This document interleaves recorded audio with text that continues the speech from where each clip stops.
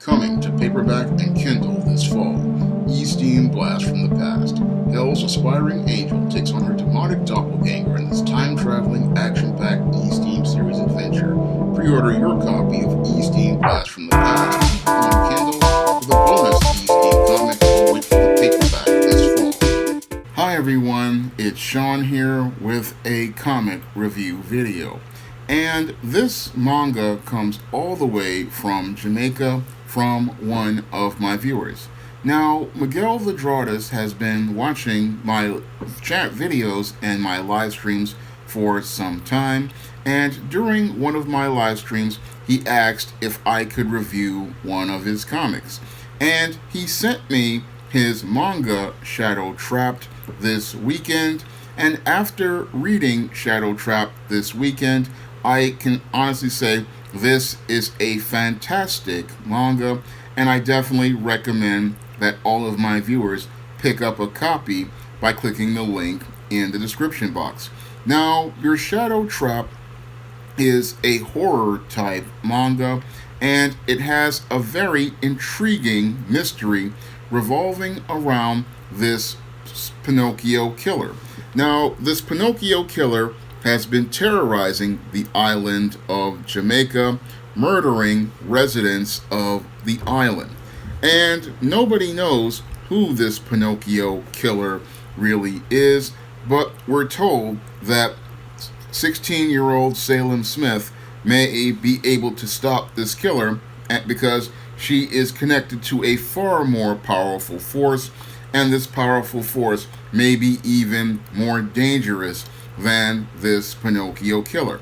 And this first issue of Shadow Trap does a great job of what a first issue is supposed to do: introduce us to the main characters, establish what they want to do, and most importantly, give us a reason to care. Now, this first issue opens up with a very powerful inciting incident, and this inciting incident really takes us into the island of Jamaica and the town of Mandeville.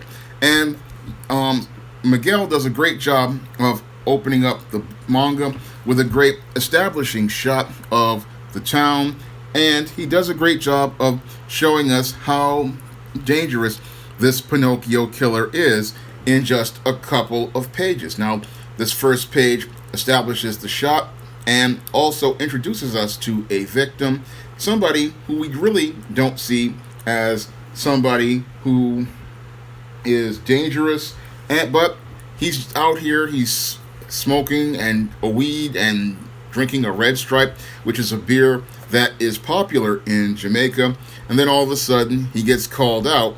And I love this panel right here, which establishes the Chuxi as he's running into this Pinocchio killer, because this one panel here, this shows how, dangerous this situation is. You're out late at night, and it does a great job of really opening up and establishing this character and how they are so menacing. So we get a really good shot here that establishes some really good mood and tone. And this opens up and again shows us again the menace of this Pinocchio killer and how threatening and intimidating they appear to be. So these first two pages again do a great job of introducing this Pinocchio killer, and we get a next panel which this guy he's not afraid of this Pinocchio killer, but because he doesn't see the threat and because he's got this gun, but we see that this weapon really doesn't help him against a deadly predator like the Pinocchio killer. So we really get a really good setup here as related to establishing the threat of the Pinocchio killer and why this serial killer is somebody who is extremely dangerous. So in 3 pages, Miguel does a really fantastic job of setting up the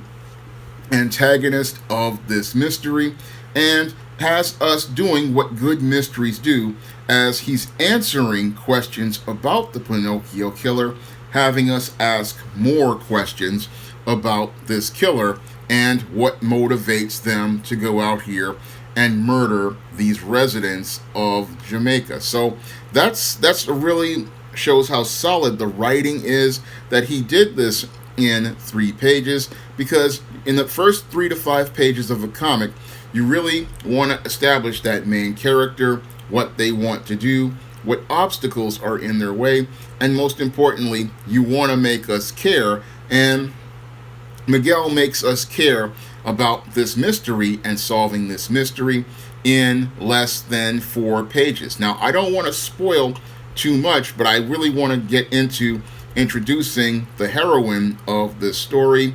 Salem Smith. And Salem, after this horrible night that this guy suffers, wakes up and gets ready to go to school.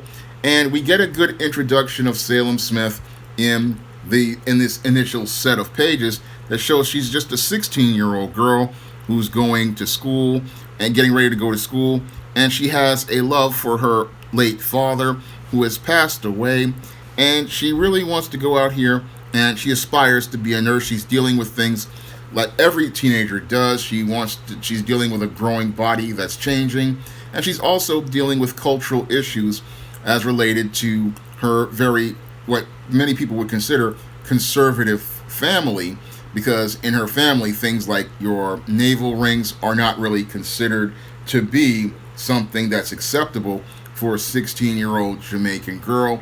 So she's dealing with a lot of stuff that teenagers deal with, and she's trying to navigate things as related to life in Jamaica on an everyday thing. So she's had her breakfast and she's going to school. I don't want to give up too much because, again, the mystery and the establishment of the character are done so well. But I will take us to the page where we meet her friend, Andy. So they have a very close relationship, and that close relationship ties very deeply into later parts of the story, and it ties deeply into the mystery regarding the Pinocchio killer. So a lot of things tie in here, and there's a lot of things that are very intriguing about this mystery. And I really, as I delved more deeply into this mystery, I wanted to know more about these characters, and I wanted to know more about this story.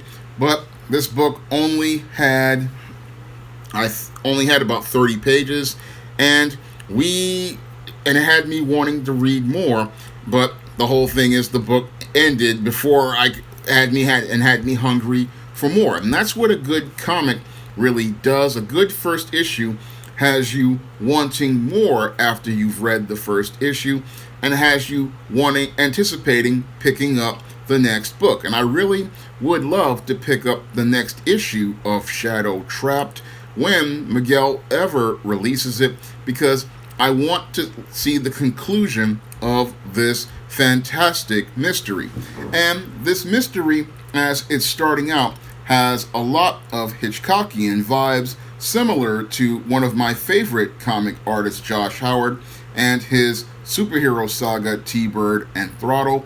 And this one has a lot of great mystery elements that, again, remind me of Alfred Hitchcock and movies that he made like Vertigo and movies like Psycho. And it also has a fantastic art style. I love the way Miguel draws these characters, because the way he draws them reminds me a lot of the anime and the manga One Piece, and that style really fits this story, and it really allows you to be drawn into this world, and it really allows you to really be able to, immerse yourself into the fantasy. So I really like this art style, and I could easily see this whole Shadow Trap being a anime or like what I used to watch on 4Kids TV back in the early 2000s, because that's what, again, it really reminded me of the old One Piece cartoons I used to watch on 4Kids TV, and it reminded me of other animes like Yu-Gi-Oh! And Pokemon. But this one really has a very compelling mystery, and it has really great storytelling, And again, I'm really looking forward to picking up the next issue of this manga. And it shows me how you can just tell a great story, and it just pops because the writer just did a great job with this story, which takes us onto the island of Jamaica, takes us into Jamaican culture, and really gives us a compelling mystery where we're looking at the content of the characters. And I'm loving seeing what I'm seeing with this black manga. This is like the second black manga I've really enjoyed, and I really want to get more readers to pick up Shadow Trap, because you're not going to be disappointed with Shadow Trap. This one is one you're really going to enjoy, and it's definitely one I want to recommend all of my readers go out here and pick up a copy of, because you're really going to enjoy this mystery, and I really would love to see this mystery come to a conclusion. I want to see Miguel be able to finance getting this book out here to everyone, and that's why I'm going to say again, I highly recommend you pick up this comic, and you can get your own copy of Shadow Trap by clicking the links in the description box and in the comment section that are going to be pinned.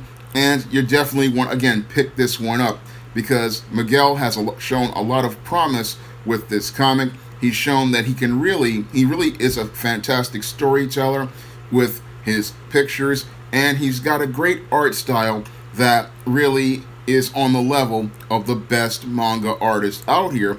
I see a very promising career for Miguel with Shadow Trap, and I see a lot of a great future for him in comics and manga, because he's done, again, a great job of putting together a manga that is on the level of a Japanese manga here, and it just absolutely pops. The art pops, the story is compelling, and he's got a great future, because if this is the start of him doing comics, I can see him having a very long career doing comics and having a lot of great success doing comics. Again, if you want to pick up your copy of Shadow Trap, you can do so by clicking the link in the description box and in the comment section.